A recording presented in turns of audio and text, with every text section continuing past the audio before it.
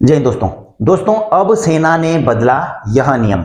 सेना मुख्यालय ने जारी किया यह आदेश। दोस्तों जैसा कि आपको पता ही है कि 2021 से जो एक्स सर्विसमैन के डिपेंडेंट हैं और ईसीएचएस की फैसिलिटी ले रहे हैं तो उनको ईसीएचएस की फैसिलिटी को कंटिन्यू रखने के लिए हर साल अपना एनुअल वैलिडेशन देना पड़ता है। और दोस्तों इससे होता क्या है कि जो इंटाइटल्ड डिपेंडेंट हैं वो इस प्रक्रिया में रह जाते हैं और ईसीएचएस की फैसिलिटी बिना रुकावट के ले सकते हैं, लेकिन जो नॉन इंटाइटल्ड डिपेंडेंट हैं वो इस प्रक्रिया से बाहर हो जाते हैं। उनका जो ईसीएचएस कार्ड है वह इनवैलिड हो जाता है। तो दोस्तों इसी क्रम में जो है अब जो है आर्मी हेडक्वार्टर ने, आप देख रहे हैं directorate general of medical services, army ने यह लेटर जारी किया है और सभी कमांड्स को जो है यह भेजा गया, आप देख रहे होंगे। तो और लेटर क्या है दोस्तों, interim medical entitlement card for serving personnel dependent beneficiary entitled to medical dental treatment from service hospital. तो दोस्तों इसमें बहुत कुछ लिखा हुआ है, लेकिन मोटे मोटे तौर पर मैं आपको बता देता हूं कि जो आरआर हॉस्पिटल है और बीएचडीसी है, तो इन्होंने जो है इस चीज को ऑब्जर्व किया कि इनके पास में जो आर्मी के जो डिपेंडेंट्स हैं वो बहुत ही ज्यादा मात्रा में जो है इनको ट्रीटमेंट के लिए यहां पर रेफर किया जा रहा है। और इसके साथ ही जो है डायरेक्टरेट जनरल ने जो है इनके पास भी जो है कई इस प्रकार की कंप्लेंट आई कि जो डिपेंडेंट कार्ड हैं उनको जो है फ्रॉडलेंटली प्रिपेयर्ड किया जा रहा है, फ्रॉड तरीके से बनाया जा रहा है, जिसके कारण जो सर्विस पर्सनल हैं उनके जो रिश्तेदार हैं तो कई नॉन एंटाइटल्ड मेंबर्स भी जो हैं इसकी फैसिलिटी को अवेल कर रहे हैं। और इन चीजों को देखते हुए दोस्तों आपको पता ही है कि पहले सेना में जो है जो आपको डिपेंडेंट कार्ड मिलता था वह मिलता था दोस्तों अपेंडिक्स बी AO 74/75। लेकिन दोस्तों अब इस चीज को देखते हुए अब आर्मी हेडक्वार्टर की तरफ से क्या जारी किया गया है, इस कार्ड को बंद कर दिया गया है और अब इस कार्ड के बदले जो डिपेंडेंट को इशू किया जाएगा वह किया जाएगा दोस्तों medical entitlement certificate MEC as appendix A। और दोस्तों यह जो है लागू हो जाता है 1 फरवरी 2024 से, यानी कि बनना तो दोस्तों ये अभी से शुरू हो जाएंगे, लेकिन 1 फरवरी 2024 से जो पुराने कार्ड हैं जो कि AO 74/75 के अनुसार बनते थे अपेंडिक्स बी के, वो जो है 1 फरवरी 2024 से काम नहीं करेंगे। अब देखिए दोस्तों इसमें है क्या, जो पुराने आपके कार्ड थे और इसमें क्या अंतर आ गया है, इशूइंग अथॉरिटी। ठीक है, अब जो नया MEC है वह जो है कौन इशू कर सकता है, CO/ commandant of unit not below the rank of colonel will be the issuing authority of MEC।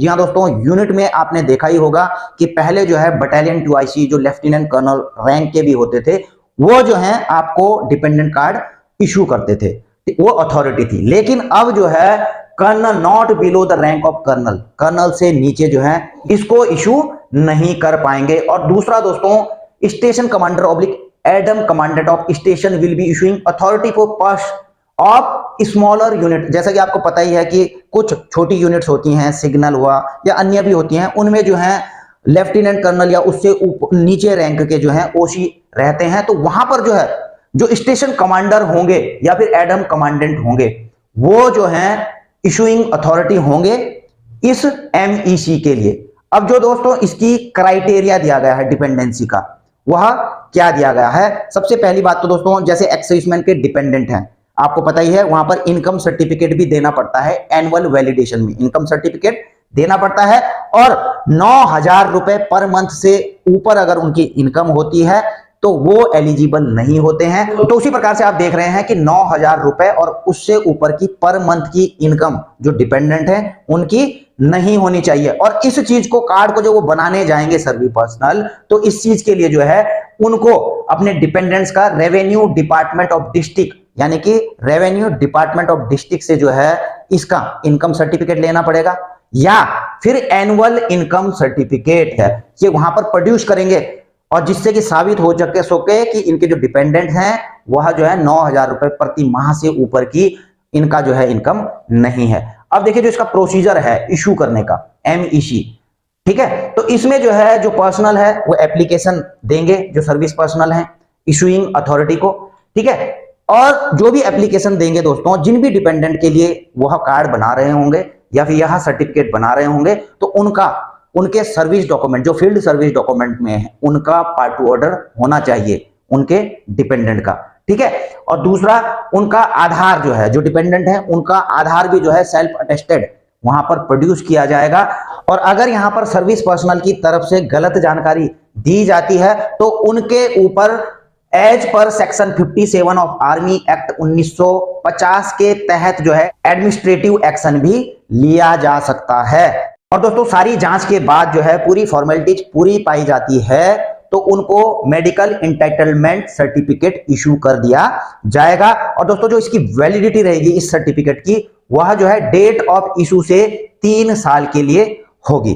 और जो पहले होती थी मेरे ख्याल से शायद दोस्तों 1 साल रहती थी। अगर मैं गलत हूं तो आप उसको करेक्ट कर सकते हैं। और दोस्तों इसी चीज के लिए जो है ऑर्डर भी जारी किए गए, इंस्ट्रक्शन जारी किए गए हैं, आप देख रहे हैं हेडक्वार्टर कमांड के लिए। और दोस्तों इसमें एक चीज और बड़ी चीज है, देखिए जब डिपेंडेंट जो है हॉस्पिटल में अपने इलाज के लिए जाते हैं तो उनको जो है अपना MEC मेडिकल एंटाइटलमेंट सर्टिफिकेट भी वहां पर दिखाना पड़ेगा और अपना आधार कार्ड की कॉपी भी जो है वहां पर वेरिफिकेशन के लिए दिखानी पड़ेगी। और आधार नहीं भी है वो डिजी लॉकर से भी जो है अपना आधार दिखा सकते हैं। और वो भी कब तक, जब तक ECHS में हॉस्पिटल में जो है आधार बायोमेट्रिक टर्मिनल नहीं लगा। यानी कि दोस्तों जल्द ही जो है आधार बायोमेट्रिक टर्मिनल सिस्टम वहां पर लगाया जाएगा। जब भी डिपेंडेंट वहां पर जाएंगे तो अपना जो है आधार बायोमेट्रिक भी वहां पर उनको कराना पड़ेगा ताकि ये श्योर हो सके कि यह वही डिपेंडेंट हैं जिनके लिए कि MEC medical entitlement certificate issue किया गया है। और इस प्रकार का है दोस्तों वो मेडिकल एंटाइटलमेंट सर्टिफिकेट। इसकी वैलिडिटी आप देख रहे हैं 3 साल के लिए है। और जो डेफिनेशन दी गई है डिपेंडेंट्स की वो यहां पर दी गई है दोस्तों, इसको आराम से आप पढ़ सकते हैं। और 18 सितंबर 2017 से जो है आपको पता ही है कि 9,000 रुपए प्लस इस पर DR भी अगर किसी को पेंशन मिलती होगी तो प्लस DR भी जो है, ठीक है। नहीं तो 9,000 रुपए प्रति माह से ज्यादा इनकी इनकम नहीं होनी चाहिए। इससे पहले जो है 2017 से पहले 3,500 रुपए पर मंथ की थी, लेकिन यह जो 18 सितंबर 2017 से आप देख रहे हैं 9,000 रुपए पर मंथ यह हो चुकी है। तो दोस्तों आई होप कि आप इस चीज को समझ गए होंगे कि जो पहले के डिपेंडेंट कार्ड्स थे और जो ये MEC जारी किया गया है वह क्यों किया गया है और इसमें क्या क्या यहां पर शर्तें, क्या क्या डॉक्यूमेंट्स की जरूरत है। तो दोस्तों आई होप कि आपको भी जानकारी पसंद आई होगी। इसी के साथ अपनी वीडियो यहीं पर समाप्त करता हूं। जल्द मिलेंगे नई वीडियो में नई जानकारी के साथ। जय हिंद, वंदे मातरम।